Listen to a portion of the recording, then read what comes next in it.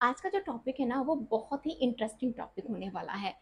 क्योंकि वो जो टॉपिक है वो एक ऐसा टॉपिक है जिसके बारे में हमेशा दिमाग में रहता है कि जब निकलता है ना इतनी तबाही कर देता है, और इसमें से क्या क्या चीज़ें निकलती हैं, ये पृथ्वी के अंदर बनता कैसे है। और जो हम टॉपिक की बात कर रहे हैं ना, वो एक ऐसे पृथ्वी के अंदर जितनी भी सारी चीज़ें होती हैं, पृथ्वी को फिल्टर करने का जो काम करता है वो ज्वालामुखी करता है। Very good. आज जो हमारा टॉपिक है वो है हमारा वॉल्केनो के ऊपर टॉपिक है।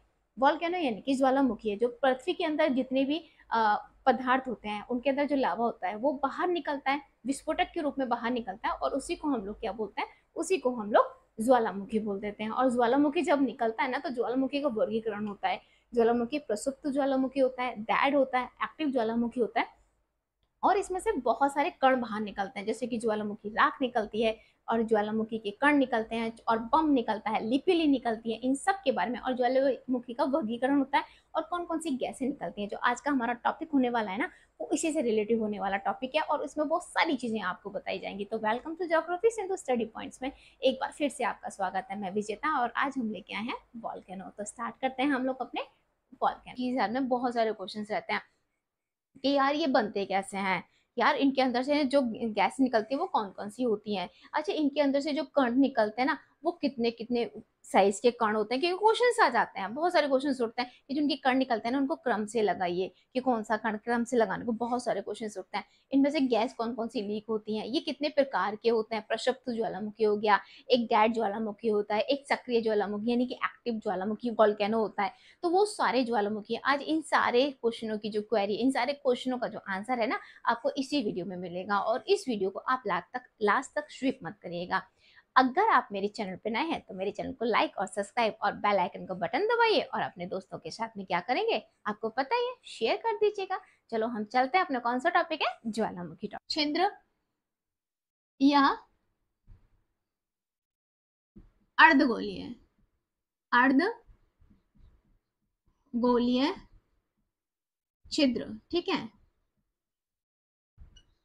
छिद्र से हो गया, जिनसे, ये एक डेफिनेशन है, जिनसे ज्वालामुखी गैसें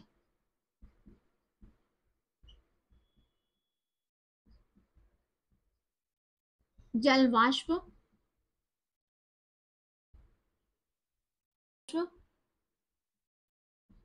धूल के कण, विभिन्न विभिन्न प्रकार के कंकड़ और पत्थर और तप्त लावा पृथ्वी पर प्रकट होता है या पृथ्वी पर निकलता है, यानी कि हमारी अर्थ पर निकलता है या प्रकट होता है।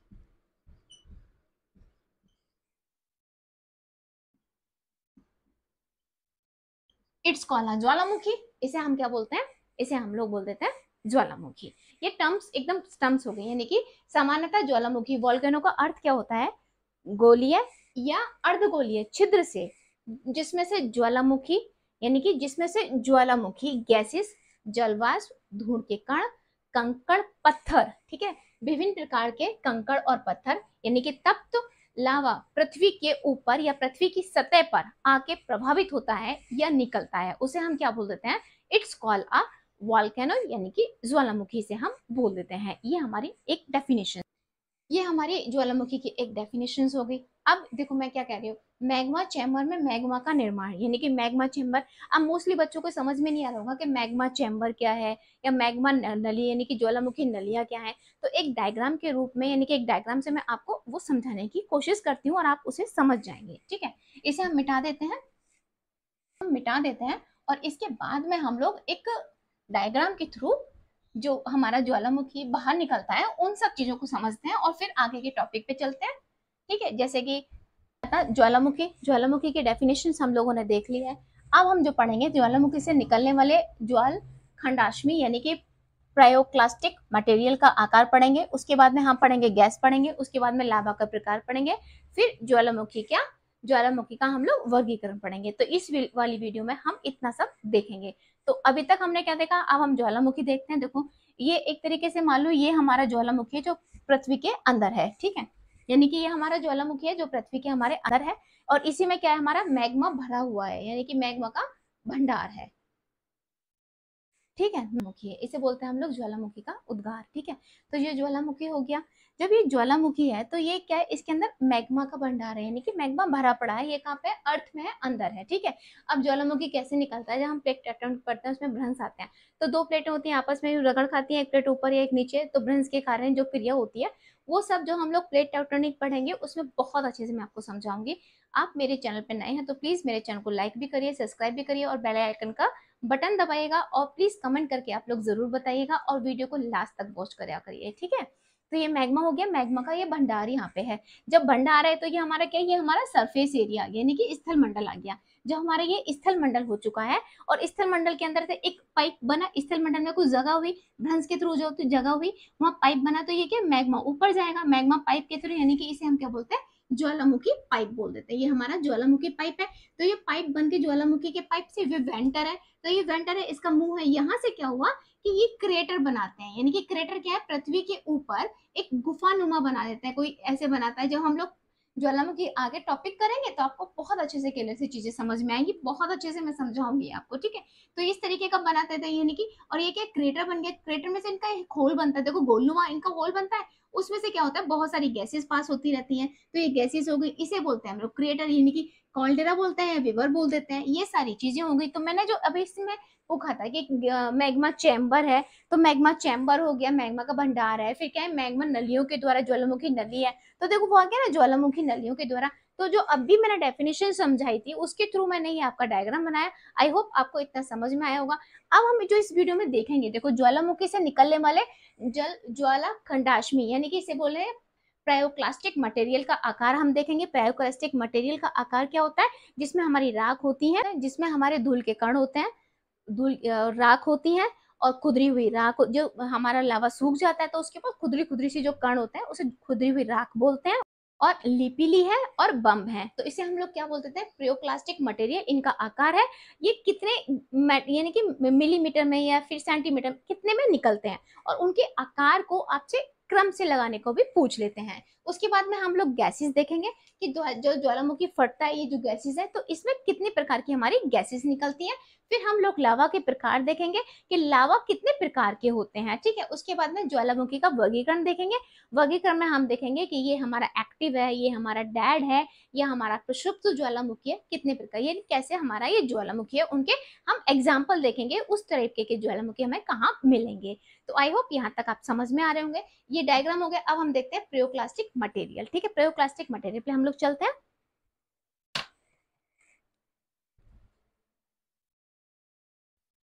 धूल के कण, ये बहुत ही बारीकी से आपको, बहुत स्टार्टिंग से, जैसे कि ज्वालामुखी को कोई चैप्टर स्टार्ट हो रहा है ना, और वो भी सविंद्र सिंह की बुक, यानी कि जो रिकमेंड करूंगी बुक के बारे में, सविंद्र सिंह जी की बुक्स में आपको नोट्स बना रही हूँ और नोट्स पढ़ा भी रही हूँ, ठीक है। तो सविंद्र सिंह की बुक में तो धूल के कण हमारे कितने होते हैं, 0.05 मिलीमीटर के कण है इनके, ठीक है। राख आ जाएगी, इसका होता है 0.05 मिलीमीटर से 0.5 मिलीमीटर, ठीक है, 0.5 मिलीमीटर। अब क्या होता है, थर्ड पॉइंट क्या आता है हमारा, थर्ड आता है खुदरी ज्वालामुखी राख। कौन सी आती है हमारी, खुदरी ज्वालामुखी राख, इसमें आती ज्वालामुखी राख, ये हमारी 5 मिलीमीटर से 0.4 मिलीमीटर। लापीली, पीली, ठीक है। अब ये लापी होती है 4 मिलीमीटर से 32 मिलीमीटर। हमारा क्या आ जाएगा, बम, ठीक है। बम हमारा 32 मिलीमीटर से अधिक। ये हमारे क्या हो गया, हमारे क्या हो गया, प्रियोक्लास्टिक मटेरियल का आकार हो गया। धूल के कण 0.05 मिलीमीटर से कम होते हैं। उसके बाद में ज्वालामुखी राख जो होती है 0.05 मिलीमीटर से 0.5 मिलीमीटर तक होती है। उसके बाद में हमारी खुदरी ज्वालामुखी राख क्या होती है, 0.5 मिलीमीटर से 0.4 मिलीमीटर तक होती है। उसके बाद में लापेली क्या होती है, क्या मतलब कितना होता है, 0.4 मिलीमीटर से 32 मिलीमीटर होता है। अब हम बम देखते हैं, जो पटाख से बाहर से आते हैं बम, हम लोग देखते हैं बम है 32 मिलीमीटर से अधिक होते हैं। तो ये क्या है, प्रियोक्लास्टिक मटेरियल का आकार है, इसको आपको बहुत अच्छे से याद कर लेना है, उसे नोट डाउन कर लेना। एक आकार के रूप में देख लेते हैं कि छोटे से बड़े के क्रम में इसको लगाते हैं। तो देखो प्यूरोक्लास्ट सबसे बड़ा, यानी कि पायरोक्लास्ट, ठीक है, पायरोक्लास्ट मटेरियल में पायरोक्लास्ट, उससे जो उससे छोटा होता है वो बम होता है 32 मीटर। फिर लिपिली होता है 4 मिलीमीटर से 32 मिलीमीटर होता है। फिर स्कोरिया हमारी खुदरी ज्वालामुखी, फिर प्यूमिस ज्वालामुखी राख, और फिर उसके बाद में धूल के कण यानी कि राख होता है। तो ये इसका क्रम है, इस क्रम को आप बहुत अच्छे से नोट डाउन करेंगे, क्योंकि आप पेपर उठा के देखेंगे तो ये आपसे क्रम लगाने को पूछ लिया जाता है, या फिर इससे आपके धूल के कण का इमेजिनेशन आपसे पूछ ली जाती है। ठीक है, अब हम देखते हैं कि ज्वालामुखी में से कौन कौन सी गैसेस बाहर निकलती हैं। ज्वालामुखी से निकलने वाली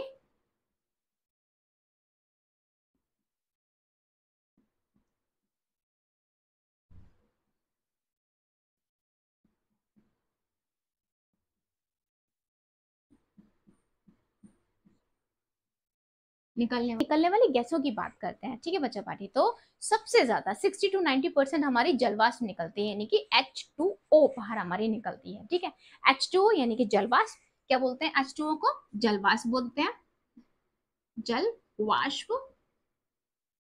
H2O कितने परसेंट निकलती है, 60 to 90% तक ये निकलती है। किससे, ज्वालामुखी से जब गैसेस निकलने का टर्म आता है तो ये 60 to 90% ये निकलती है। सल्फर डाइऑक्साइड, ठीक है, यानी कि SO2। गैसों के क्रम में चलना है, जलवाष्प यानी कि H2O 60 to 90% निकलती है। फिर सल्फर डाइऑक्साइड आती है, कार्बन डाइऑक्साइड, कार्बन डाइऑक्साइड यानी कि CO2। उसके बाद में आती है हमारी hydrosulphide,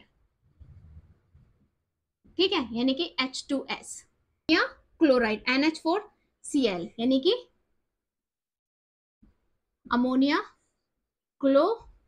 ammonia chloride NH4Cl, chlorine, hydrogen, nitrogen, Cl हो गया, ये H हो गया, ये N हो, हाइड्रो क्लोरिक एसिड, यानी कि कौन सी है, HCl।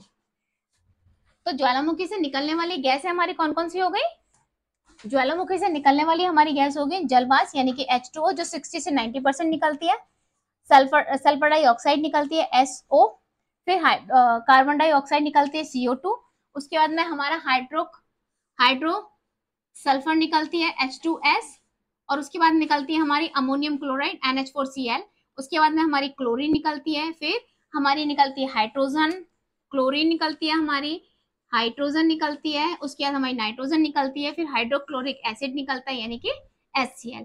ये हमारी क्या है, ये हमारी है ज्वालामुखी में से निकलने वाली गैसेस। ये हमारी सारी क्या होती है, गैस होती है जो ज्वालामुखी से निकलती है। अब एक और है जो हम नोट डाउन कर सकते हैं अपने माइंड में, संसार का सबसे बड़ा काल्डेरा कहाँ पे है, जापान में है, उसका नाम है आसो, और जिसकी जो परिधि है वो 112 किलोमीटर है, और जिसकी अधिकतम चौड़ाई 27 किलोमीटर है।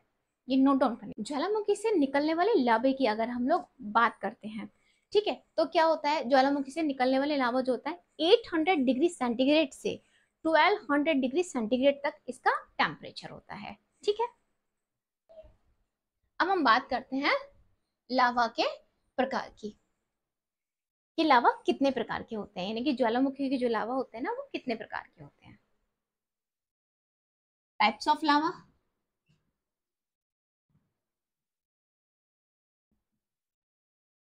टाइप्स ऑफ लावा, ठीक है, अम्लीय लावा होता है पहला, क्या होता है हमारा, अम्लीय लावा, एसिडिक, ठीक है, एसिडिक लावा, ये अम्लीय लावा होता है, पहली इसकी कंडीशन ये होती है। अब ये कितने परसेंट तक बाहर आता है, यानी कि एसिड जो लावा होता है, अब वो कितने परसेंट, जो मात्रा होती है वो 65% से 75% तक होती है, इतने परसेंट तक रहता है। ठीक है, अगर हम इसके टेम्परेचर की बात करते हैं, इस लावा के टेम्परेचर की बात करते हैं, तो कितना टेम्परेचर, 100 से 950 डिग्री तक इसका टेम्परेचर रहता है। अब हमारा सेकंड कौन सा होता है, सेकंड टाइप्स ऑफ लावा में सेकंड हमारा कौन सा हो जाता है, ये कितने परसेंट होता है, 65% से 52% तक रहता है वो, 700 से 950, यानी कि 700 से 950 तक इसका टेम्परेचर रहता है। ठीक है, अब उसके बाद में हमारा थर्ड पॉइंट क्या आता है, लावा यानी कि क्षारीय लावा यानी कि बेसिक लावा। ठीक है, इसकी मात्रा कितने परसेंट होती है, SiO2 की मात्रा कितनी होती है, 52%, 45% होती है। ठीक है, टेम्परेचर होता है वो 1000 डिग्री सेंटीग्रेड से 1000 डिग्री सेंटीग्रेड से 1300 डिग्री सेंटीग्रेड तक इसमें क्या रहता है, इसमें रहता है। अब फोर्थ क्या होता है इसमें, अति क्षारीय लावा। अति क्षारीय लावा, इसमें SiO2 की मात्रा कितनी होती है, 45% से कम होती है। अगर इसमें हम टेम्परेचर की बात करते हैं, degree centigrade to 1300 degree centigrade तक रहता है। यानी कि टाइप्स ऑफ लावा में अम्लीय लावा आता है, हम टाइप्स ऑफ लावा की बात करते हैं तो अम्लीय लावा आ जाता है, एसिडिक लावा, SiO2 की मात्रा 65% से 75% होती है, टेम्परेचर 700 से 950 डिग्री सेंटीग्रेड रहता है। इंटरमीडिएट लावा होता है 65 डिग्री से, इसमें जो O2 की जो मात्रा होती है 65% से 52% होती है, 700 से 950 डिग्री सेंटीग्रेड का तापमान रहता है। अब आता है बेसिक लावा यानी कि क्षारीय लावा, इसमें हमारा SiO2 की मात्रा जो होती है 52% से 45%, टेम्परेचर 1000 डिग्री सेंटीग्रेड से 1300 डिग्री सेंटीग्रेड होता है। अब हम बात करते हैं अति क्षारीय लावा, तो इसमें 45% से SiO2 की मात्रा 45% से कम होती है, टेम्परेचर 1000 से लेके 1300 डिग्री सेंटीग्रेड तक इसका टेम्परेचर रहता है। यानी कि टाइप्स ऑफ लावा किसमें हम पढ़ रहे हैं, हम लोग वोल्केनो में पढ़ रहे हैं। क्या पढ़ रहे हैं हम लोग, टाइप्स ऑफ लावा पढ़ रहे हैं। अब हम पढ़ेंगे वोल्केनो के प्रकार, यानी कि कितने प्रकार के वोल्केनो ज्वालामुखी होते हैं। अब क्लासिफिकेशन ऑफ ज्वालामुखी में हम लोग क्या कहते हैं कि क्लासिफिकेशन ऑफ ज्वालामुखी में हमारा क्या होता है, हमारा होता है एक्टिव वोल्केनो होता है, डेड वोल्केनो होता है और प्रक्षुब्ध वोल्केनो होता है। ये तीन तरीके के वोल्केनो होते हैं। एक्टिव वोल्केनो क्या होता है कि एक्टिव वोल्केनो जो होता है हमारा, एक्टिव ज्वालामुखी क्या होते हैं, एक्टिव ज्वालामुखी जिनके फूटने की सर्वाधिक एक नॉर्मल लैंग्वेज में, जो फिजिकल यानी कि ज्योग्राफिकल टर्म्स में नहीं है, नॉर्मल लैंग्वेज में एक्टिव ज्वालामुखी वो होते हैं जो फूटने के पूरे चांस होते हैं, यानी कि एक्टिव हैं, ये कभी भी फूट सकते हैं, उनके आसपास नहीं जाते। उसमें अगर हम एग्जाम्पल की बात करते हैं, यानी कि एक्टिव ज्वालामुखी में हम एग्जाम्पल की बात करते हैं, सबसे पहले हम लोग क्या लिखेंगे, सक्रिय ज्वालामुखी, हिंदी वालों के लिए सक्रिय ज्वालामुखी, ठीक है, यानी कि एक्टिव वॉल्केनोज। ठीक है, एक्टिव वॉल्केनोज।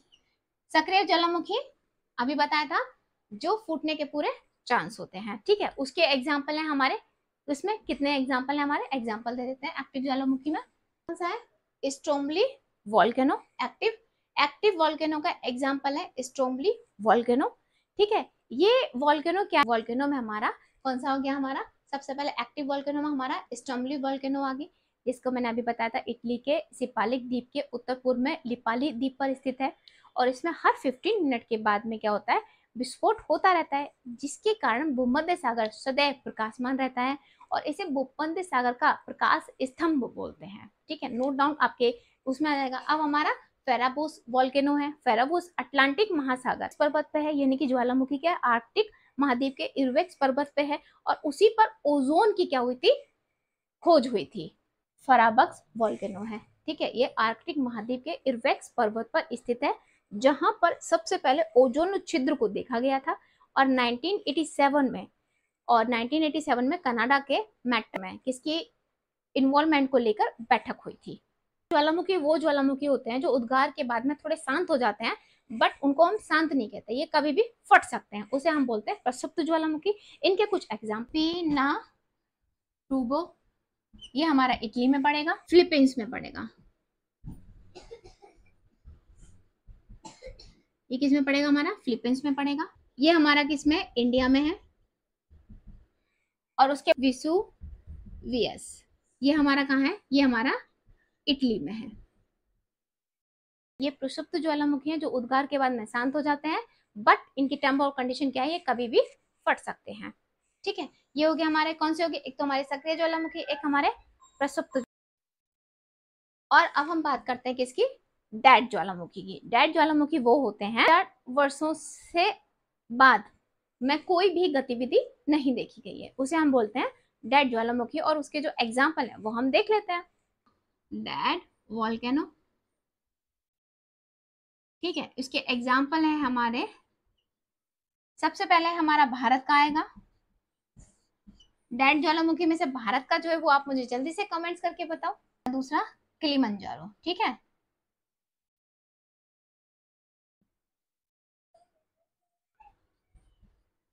ये हमारे किसके एग्जाम्पल है, ये हमारे एग्जाम्पल हो जाएंगे सारे दैट वॉल्केनो के। आई होप आपको आज की क्लास अच्छी लगी होगी। मेरी चैनल को लाइक एंड सब्सक्राइब करिए और बेल आइकन का बटन दबाइएगा। Thank you.